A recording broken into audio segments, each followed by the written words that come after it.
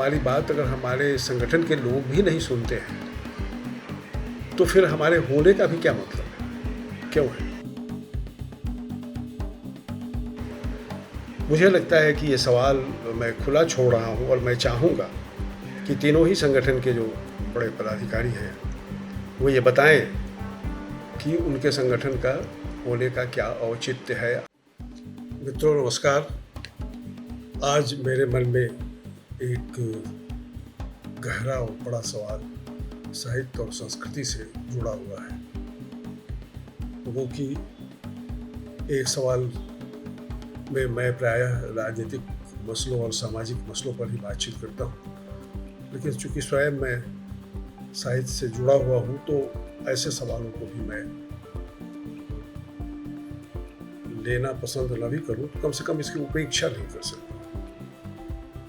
तो सवाल यह है कि क्या आज के समय में और आज की परिस्थितियों में जो हमारे लेखक संगठन हैं, उनके होने का कोई औचित्य बचा रह गया है? मुख्य रूप से 3 वामपंथी लेखक संगठन हैं: प्रगतिशील लेखक संघ, जनवादी लेखक संघ और जन संस्कृति मंच। और भी छोटे मोटे संगठन हैं, कुछ गैर वाम संगठन भी हो सकते हैं, लेकिन फिलहाल मैं इन 3 संगठनों को देखकर ही अपनी बात कह रहा हूँ कि इन संगठनों की क्या भूमिका रह गई,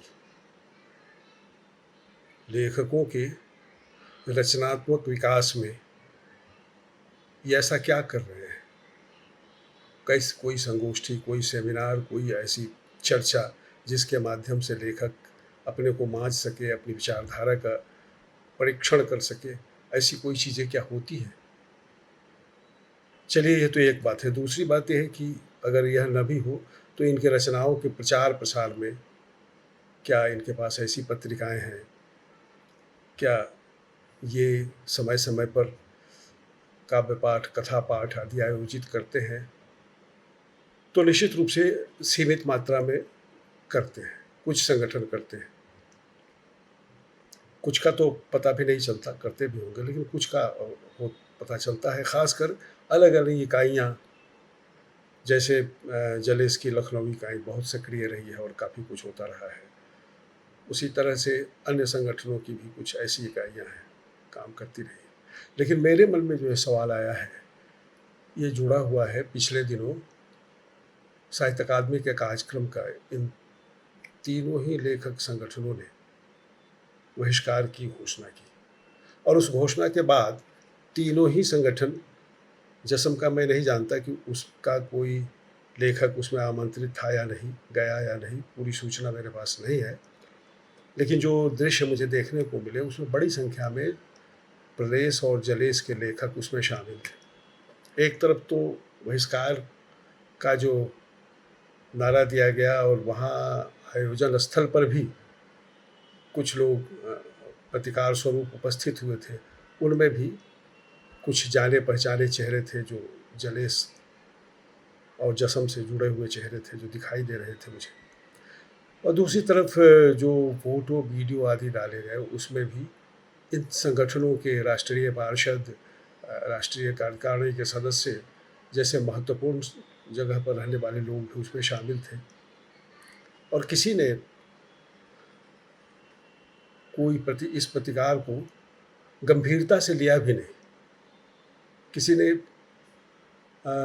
अपनी गतिविधियों को बहुत छुपाने की भी कोशिश नहीं की कि चलो छुप कर शामिल हो जाते हैं और संगठन के लोगों को शायद पता न चले, ऐसा भी नहीं था। शान के साथ लोग अपनी तस्वीरें लगा रहे हैं और दिखा रहे हैं, और वो लेखक संगठन में भी हैं और संगठन ने बहिष्कार किया है।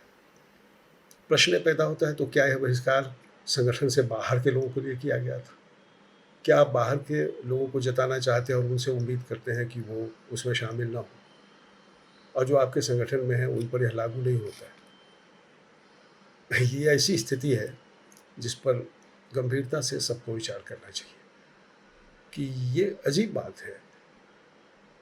आपने बहिष्कार किया, उसका क्या औचित्य है और नहीं है, इस पर हम आगे बातचीत करेंगे। मैं निजी रूप से मानता हूँ कि यह बहिष्कार बिल्कुल ही गलत था, नहीं होना चाहिए था, असमय था, इसकी टाइमिंग गलत थी।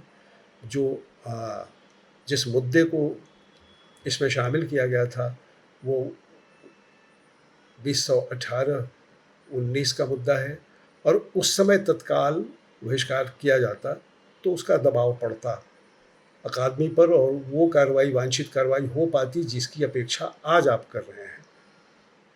लेकिन उस समय किसी ने ऐसा नहीं किया, बल्कि कुछ लोगों ने किया, कुछ लेखकों ने व्यक्तिगत स्तर पर किया। उसके बावजूद इन संगठनों ने उसका संज्ञान नहीं लिया। बहिष्कार को लेकर मैं ये निजी तौर पर यह मानता हूँ कि कहीं कोई गलत हो या कोई ऐसी चीज़ हो जिससे हमारी वैचारिक असहमति है, तो इस लोकतांत्रिक व्यवस्था में अगर हमें यह छूट प्राप्त है कि हम वहाँ जाकर अपनी बात निर्भीकता से रख सकते हैं और उस पर कोई प्रश्न नहीं उठाया जाएगा। प्रश्न उठाया जाएगा तो उसके लिए हमें कोई गाली गलौज या उस तरह का दुर्भाव नहीं किया जाएगा, तो हमें बहिष्कार नहीं करना चाहिए, अपनी बात रखनी चाहिए। लेकिन जब ऐसा लगे कि वहाँ जाने पर, अपनी बात रखने पर कोई बुरी परिस्थिति भी पैदा हो सकती है, तब बहिष्कार करना चाहिए, क्योंकि तब कोई रास्ता नहीं रह जाता।